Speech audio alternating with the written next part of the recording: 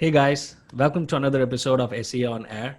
First of all, thank you so much for your love and support in making this podcast a big success. We've got a lot of suggestions from you all, and we're trying to do our best to implement them. And one of the popular requests that came in this week was how to do content marketing for SaaS companies. And I know you guys would love to hear from the experts. So, what we've done is to discuss more about this topic, we have a special guest today, Mr. Steve Pockross, the CEO of Verblio. Steve, welcome to the show. Thanks so much. It's great to be here. Awesome. So, guys, Verblio is a multimedia content creation platform. They power modern content marketers and SEO agencies. Steve, I'll better let you to introduce Verblio and what do you guys do? That'd be great. So we are a content creation marketplace platform. And what that means is that we have basically three pieces of our puzzle. One of them is a marketplace of 3,000 highly curated writers. We put that together with a SaaS platform focused on creating quality content at scale, and then bring together a professional services team to help customize those services into your ecosystem as an agency or as a business. And we use that to create 70,000 pieces of unique content per year for a couple thousand different clients every month. Mostly focused on written content, but we also acquired a video company to go multi-channel. Wow, awesome. In fact, the future is video. These days, a lot of how-to search results are actually throwing a lot of videos these days compared to the textual content on Google search. It is the Wild West. I think podcasts and video are the Wild West, which feels like every new marketing trend where at the beginning you know that there's something here, you know that you'll have an advantage if you figure it out early, but you're not exactly sure what's happening because the reporting is so bad and nobody's really defined best practices. So it's a Right. fun place to experiment. Awesome. Great, Steve. So I have a bunch of questions, mostly related to the content marketing. Like I mentioned in the introduction, that we got this as a popular request, and so mostly related to content marketing. When we talk about it, definitely there are a lot of articles out there, a lot of information. But when it comes to specifically SaaS companies, what are some of the trends? Because right now we are in this post-COVID situation. So what is the popular trends that you're seeing? With regards to content marketing.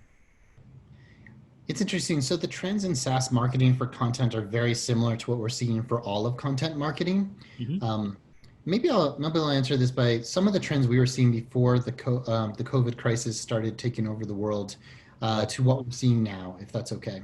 Mhm. Um, Yeah. so some of the big trends were one, a lot of movement towards multimedia marketing, using a lot more video in your content to bring it to life. I think the concept of humans want to consume content in a variety of ways is becoming more apparent than ever.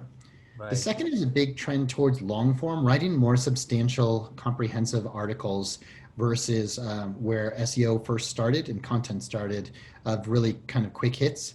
To give you an idea, our portfolio, we basically wrote 95% of our content was less than 1,000 words. Consider that maybe 10 paragraphs, 12 paragraphs. Okay. Back in 3 years ago, and now it is 2/3 of an entire business. So our marketers have figured out that that's what's working. Right. Um, and then the third trend that I think is really interesting and only accelerating is customized content is an advantage. So I think this is I'll talk about this as a trend that has only accelerated post-crisis, which is that um, I think for a very long time, SEO has been, so what Rand Fishkin has this T-shaped marketer graph of all the things you need to do well as a marketer, or you have to at least do some level of, and you Right. have to figure out where you want to go deep and where you want to be an expert. And I think there's a lot more experimentations of content being the competitive advantage of our marketers, of our SaaS companies, and of our agencies. About 2/3 of our clients are digital agencies, and a lot of them support SaaS companies. Right. And so some examples of that are, instead of saying, hey, is rethinking the problem. So the challenge that most marketers think of is how much capacity of writing do I have? Oh, I have one writer, I can write 4 pieces a month, I can write 10 pieces a month, versus what could I write to give my company a true competitive advantage? And so now we have companies that are asking us to write hundreds, if not, we have one company that's actually has us posting 1,200 articles for them per month. Wow. And others doing 300 to 500 articles a month, all with very kind of more segmented kind of subject matter expertise. And I think this is, to me, this is cool. This is the type of thing you can think of when you have a type of partner that can scale quality and can scale quality, which is a really hard thing to do in content. Right.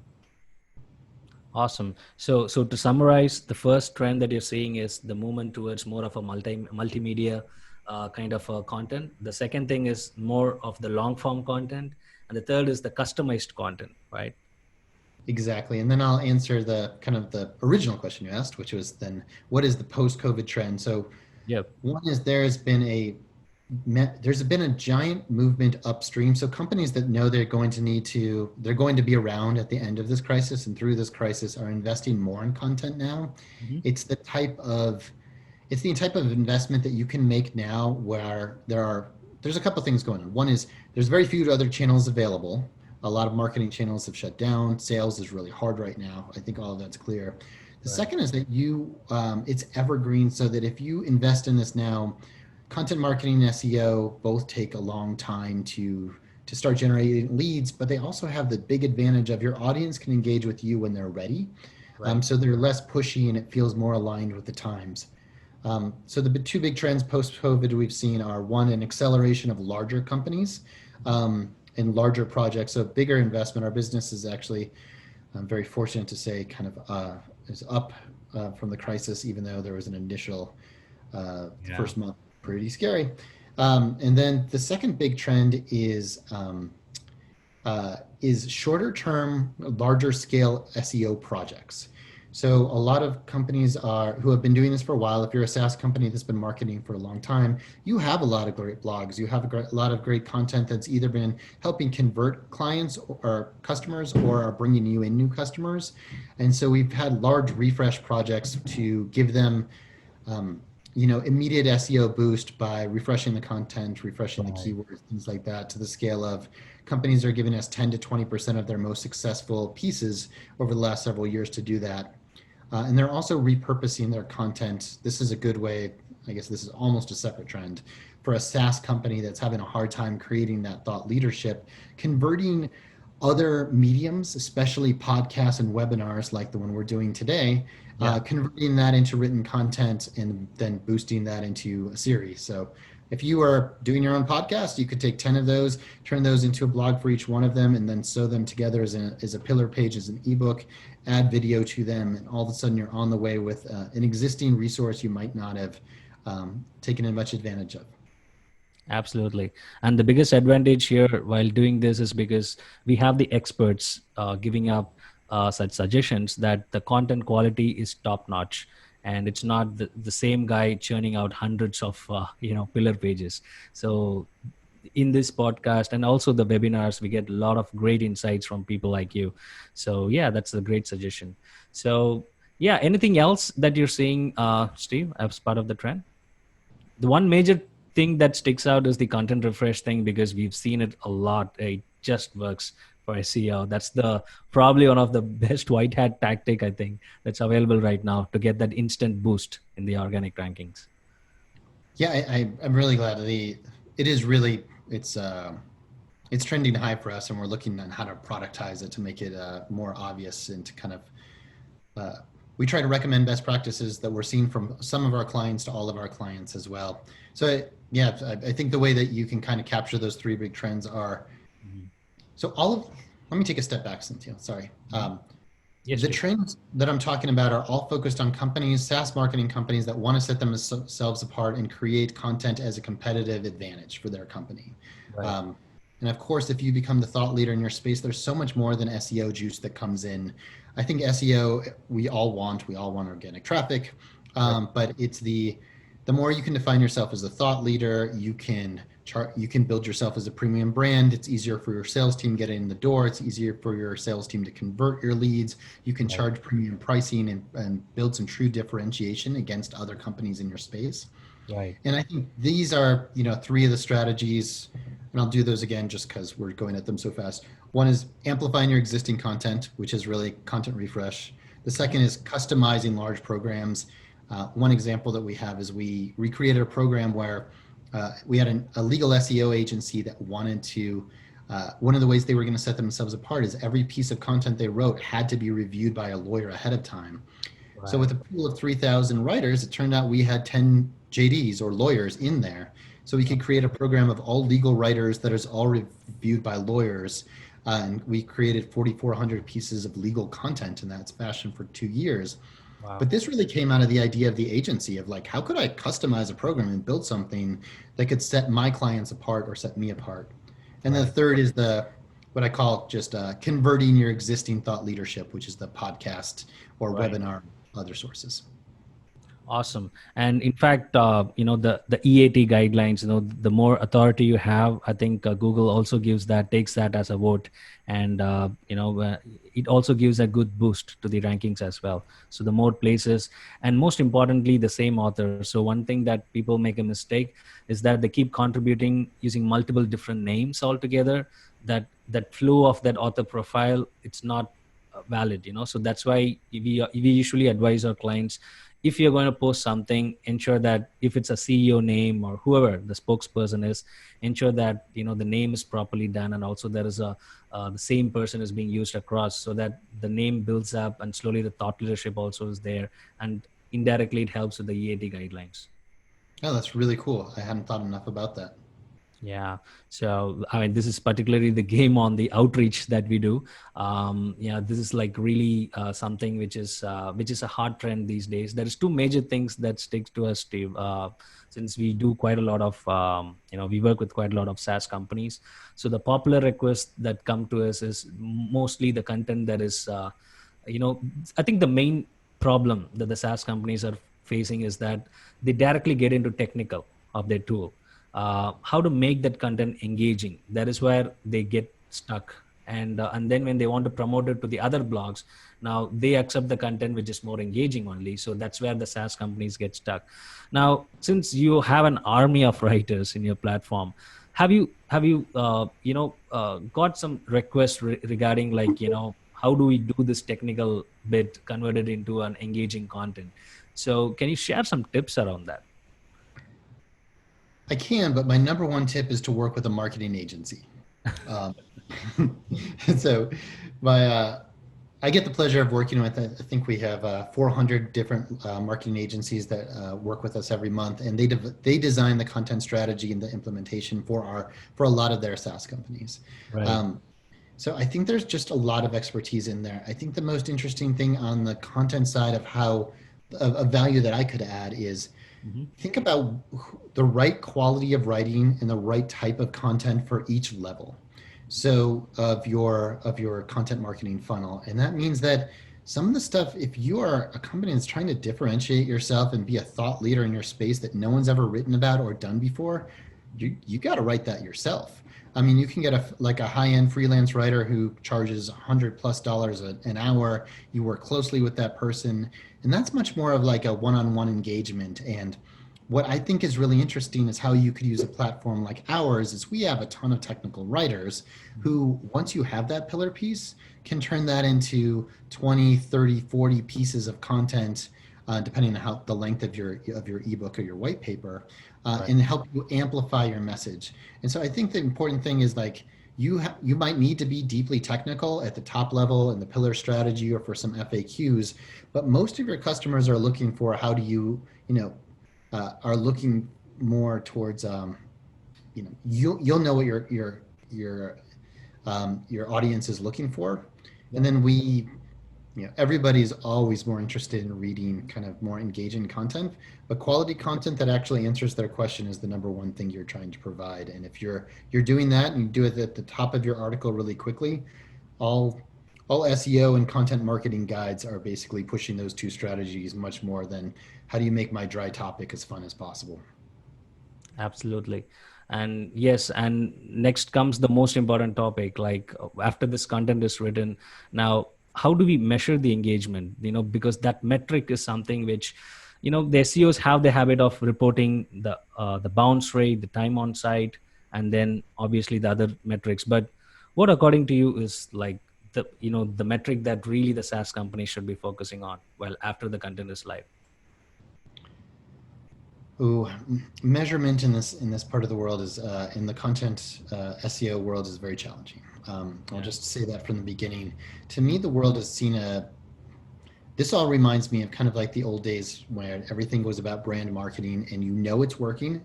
And that the classic line that I know 50% of my marketing is working, I just don't know which half. Right. And then all of us marketers got completely hooked on digital marketing with SEO, with pay per click. And we had, this is the lead, this is how much I'm paying for it, which is much more completely monetized. You had complete purview into your ROI, and marketers were really empowered to have those discussions. So we really enjoyed that, and it was very quantitative as far as the impact you're having. Right now, a lot of these more kind of qualitative approaches is much more like old brand marketing, and it is much more powerful now, and it's working, and I think it's the place you should invest. But I'll start off the answer by saying it's much more challenging. Mm-hmm. I spend a lot of time looking at the experts for who's got the right answer on this as well, who's measuring it much more frequently, and the agencies do more than us. I think the true question is your organic traffic going up? Are you seeing the right type of leads if you're looking for SEO? And Right. the first thing is to define what you want to measure. And if the other piece of your content marketing is to empower your sales team to make them more effective, are your conversion rates going up? Mm-hmm. A lot of the other stuff, I think I don't have as much to add except to say that I wish it was a simpler answer, and I wish I could give a better one. Yeah, but it is a complex question indeed, because what we usually feel is that why people are only reporting average time on site or bounce rate, and in fact the SEO world itself is divided, that whether Google takes into account the bounce rate and all the things. Because if a person is spending over 5 minutes on a page, and then if he's going back, still it's going to be a bounce, but still he has actually got the answer. He might have got the answer that he's looking for. So it's quite a mixed thing, and like you rightly mentioned, if something is converting well, then I think you're doing it right. Otherwise, there is something that's not going the right way. Cool. That's a really, yeah, um, that's a really nice approach. I think the only thing I would add is to make sure that you give it enough time, that it is really tempting when doing content marketing to look for immediate results, but there's the classic, people have often said that content marketing is a lot more like, I think it's Dan Tyre from HubSpot who says this. He says that content marketing is much more like doing the jogging and eating broccoli every day than it is like Red Bull, which is like paid per ads where you get to see the immediate results. You have to stick it with it long enough and actually know to get there. Right. Um, Awesome. and then you also have you just don't know which articles are going to rank, which is why you have to keep getting out consistent, good content. It has to be both good and it has to be consistent. Um, I can't remember which top blogger said, it might have been Neil Patel, but I'm sure I'm going to screw this up right now, who said only 4% of his blogs get all of the traffic, but he still has to write a blog every single day to make sure that he figures out which one of those 4%, which ones those 4% are. Yeah, I think it's Neil Patel. So he I think he mentioned in one of the posts. In fact, Neil Patel mentioned in one of the posts that I think for a few months period they fully focused on the content refresh, and they literally doubled their traffic to their site only by focusing on content refresh on their blogs. So yeah, so figuring out that top Check that 4%. out. We Yeah. did the same thing for ours, and it had a huge impact. And Mhm. we think that's why our clients keep asking for them too. Awesome. So, Steve, let's take a step back and let's look at the current situation now. So, yeah, we spoke a lot about the companies who already have a plan or already have started investing on content marketing. They reach out to you. Now, what would be your advice for people who are like, nowadays a lot of people are creating a lot of tools. They're trying to solve people's problems. Um, Sometimes they have the vision itself to include a growth hacker or a marketer right up front, so that that journey can also be started along with the growth of the product. But some SaaS marketers, some SaaS creators, the CEOs, they are too technical. They might have not included marketing up front. But now after creating a tool and then when they hire a marketer, what are some of the things that you would recommend for them to start off first when they want to get their word out about the tool? So from the content marketing point of view, Yes. okay, good. That is the only area I can speak to on this. Um, so, so once again, so you're starting a company. So I run a tech company too. It has a SaaS platform associated with it. So I get this challenge. Right. Um, we all have to decide where to get our resources, where we're weakest, and where we need to invest our high power resources. And they're usually in our blind spots and the people that can complement and get it up. So get up our strategies that we don't know how to do. Right. And so, like, my number one guidance, if marketing isn't your thing, you're a technical person, you just innovated an entirely new SaaS platform that no one else has ever created for. Either find a great marketing agency who specializes this. And so I have, a couple recommendations of Mhm. I have some a great fractional CMO that we work with who works only with B2B SaaS companies. Right. Um, Happy to forward that name to you later. Mhm. Um, or a B2B SaaS promotion, or she's basically a former CMO of large companies like Zio, that she just does project-based work. And I think you invest in, you might not be able to afford a person like this full time, or maybe you can, but at least get the right person to set you on the right track, set up your strategy, Mhm. and then we're there for implementing your strategy and making it come to life as a partner that otherwise you wouldn't be able to do it with. Mhm. Um, but this is your whole company. This is how are you going to set yourself apart? What's your message going to be, and how do you get that word out there? So, find a true expert, and Mhm. any basic strategy of how we went about it today, I think, is what actually might even guide you in the wrong direction. Right. Now, what if these are like the marketers? Because the people who have asked these questions for us, to give advice about how to do content marketing for SaaS, these are people who are recruited who are already working in such SaaS companies. They're all marketers, but still they're trying to get more information about content marketing and how better to do that. Because right now, when it comes to content marketing, there are quite a few channels, but sometimes it becomes so overwhelming that people just want, like, where can I start? What could be the best place for me to start, because I don't have a brand yet. So suddenly they can't just get published or featured on Forbes or Huffington Post. So that's where people are getting stuck. So for those kind of marketers, what would be your advice on, like, where to start with content marketing and how to proceed further, probably, like, for beginners? Cool. For beginners, I think you create the outline of, like, what's the most important pieces of collateral you need to have. Like, Mhm. what is the message that you want all of your clients to hear, and also what do you think they're listening to, or looking for, Right. and kind of what. It's always start with the why. Why should somebody be talking to you? What problem are you solving for them that no one else has solved before?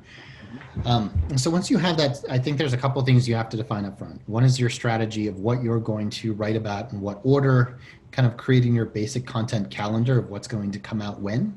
Mhm. Second is really the how big are you going to go? Do you want to be a keep the lights on? We just have enough. So if a company finds us, a prospective Mhm. prospect. I Mhm. guess that is what a prospect is. Prospective prospect. Okay. I'm going to go with just prospect. If a prospect finds you, they're going to be convinced that you know what you're doing because they looked at your site, they looked at your content, they're convinced.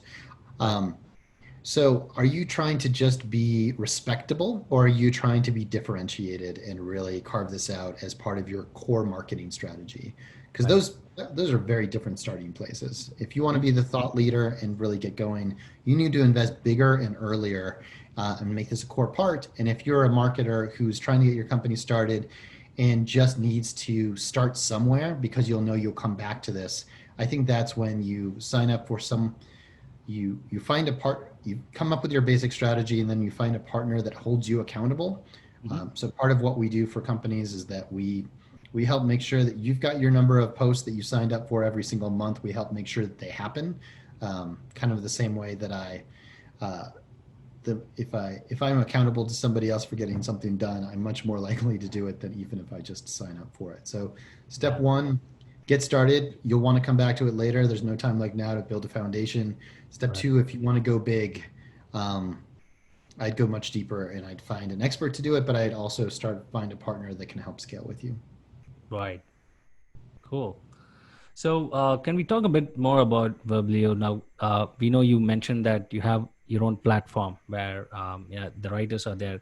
So how exactly you came up with this idea, and what did you do in your early days to get more word out? And because getting 4,000, 5,000 writers on on a platform is really tough. So there are quite a lot of other platforms as well. So how did you pull it off? I'm sure, I hope I'm not touching into the secrets of your business, but it would be really helpful for people listening to this, because scaling up the platform is really tough, and you've already done it. So what were your early days looking like, and what did you do? Trying to figure out how to start this one. This could go. I'll start in the Wayback Machine, or I'll start with the bigger question. What you just said. Yes. So this is not a really easy way to run a company, as all of you know who are running SaaS companies out there. If that's why you're tuning into this episode, building a SaaS platform is hard enough, and then you add on a marketplace of skilled labor on top of it to deliver as a service. Is a very complicated way to go about the world, but I think it brings tremendous advantages.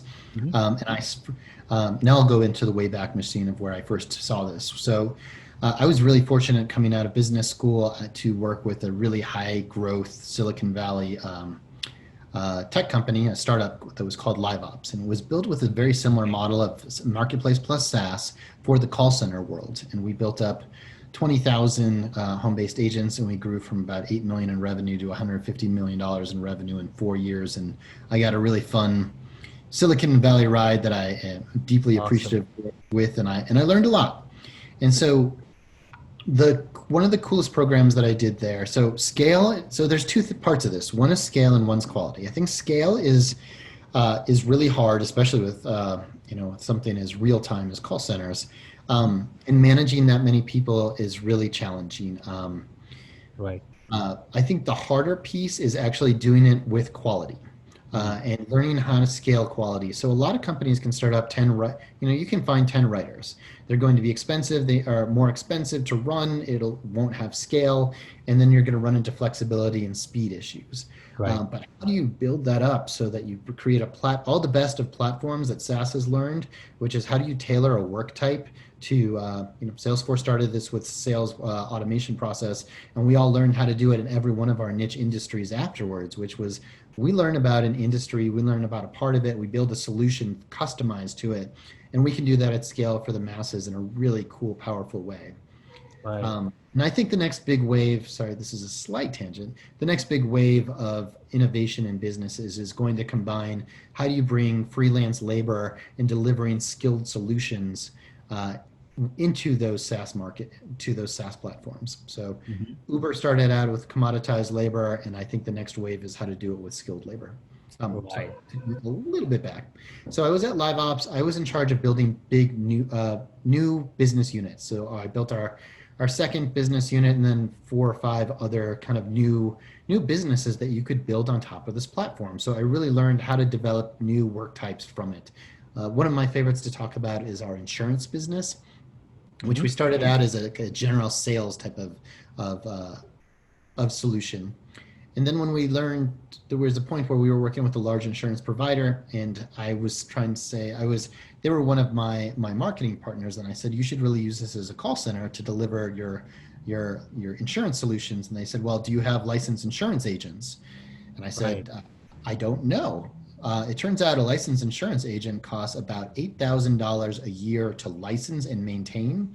Wow. They have to go through all of that on their own. In the United States, it gets even worse because they have to be licensed by state and Right. appointed every company by state. So it becomes this bureaucratic nightmare that completely impedes a marketer's ability to market and sell. Right. So I went to our group of 20,000 agents and I said, how many of you are actually insurance agents? I did this with my team. And it turned out we had several hundred. And Wow. so, Okay. so what does that mean? So what that means is we actually had one of the largest insurance call centers in the United States and didn't know it. So when you have a marketplace, if you Okay. know how to segment it and you know how to curate it and deliver it as a solution, you have a tremendous amount of power. Yes. And so that was very similar to my legal example that I just gave. Right. Fast forward, I was at that company for about a decade, spent a Mhm. lot of some good time starting up new products in divisions for a variety of other tech companies and financial services. Moved back to my home state of Colorado from California. Mhm. And this company The company that I've now run for 4 years was actually founded by a journalist and a technical co-founder in 2010, Wow. and they had built it up to a really successful place, and were looking for an executive to take over the company and to grow their baby into a much bigger place, and who had kind of seen it and done that before. So I'm very fortunate that they built it for me to take over. Awesome. Great. So now and then post that in Verblio, like right now, like you mentioned, how you engage with the customers? Is it like the retainers, or is it like people can just pay as you go kind of models? Our primary model is a month-to-month subscription model. Mhm. So we offer kind of the flexibility of SaaS in that model, and it's a way that set us apart, versus doing one piece of content at a time, which to us is the whole purpose. Like, we learn your preferences, and then we build you a more scalable solution based on those preferences. And so, for example, if a company is working with us for three different types of projects, they'll have three subscriptions: one Mhm. for their ongoing blog, one for a monthly large white paper, one for videos. Right. We also do longer term annual contracts and kind of more enterprise scale things once we start to get into the hundreds of pieces a month. But our platform itself can be engaged either as a self service marketplace, Mhm. or as a kind of larger enterprise solution. Awesome. That's great to know, Steve, because there's a lot of insights that came out of this. So I'm sure people listening to the show, you guys are getting a lot of information. Anyways, we'll be linking out to Steve's profile, Steve's LinkedIn profile. Steve, by the way, how can people reach out to you? LinkedIn is the best source, or is there anything that you'd like to share where people who are having questions around this could reach out to you? Yeah, thanks so much for asking. There are maybe three ways. One, to reach out to me directly. You can either do that. You can do that on LinkedIn. I'm Steve Mhm. Pockross, Pockross. Right. If you want to check out Verblio, we are verblio.com. Right. And then we also have a weekly podcast where we interview a bunch of marketing agencies and marketing leaders and other business leaders, and that is the Verblio Show. And we are Mhm. on all podcast platforms. If you would like to check us out there, I would love that. Awesome. Sure, Steve. We will definitely link out to that. So, guys, please check out this. And I'm sure there's going to be a lot of insights there in the Verblio podcast as well. We're going to tune on to that as well, Steve. We're going to see what are the things that you've covered there. Yeah. Centil. It's quite a hodgepodge, but I think it's all pretty interesting, and I hope you like it. Awesome. Great, Steve. Well, that's all we have for today. Thank you so much. I know the topic which we touched upon, it cannot be just covered in 20 minutes or 30 minutes. If we start talking about it, we can talk about it the whole day. But we have promised our readers that, listeners, that, we'll stick to the 20-minute to 30-minute time span, because that's what your attention span will be. So, yeah, thank you so much for taking your time out and being part of the show, Steve. It's an absolute pleasure. Thanks for talking to me. Awesome. Great. So, guys, feel free to send us your recommendations further. What other questions you would like to know more about this? We are fine about doing one more show with Steve, where we can also answer most of your questions that you guys might be having. And feel free to let us know your comments as well, to improve the show. So far, you've been wonderful. You've been sending us a lot of good things, a lot of bad things as well. That's okay. It's actually, we're taking it up positively. We're trying to improve the show by bringing in experts like Steve to the show. So feel free to leave your comments, and thank you so much for tuning in. Bye bye.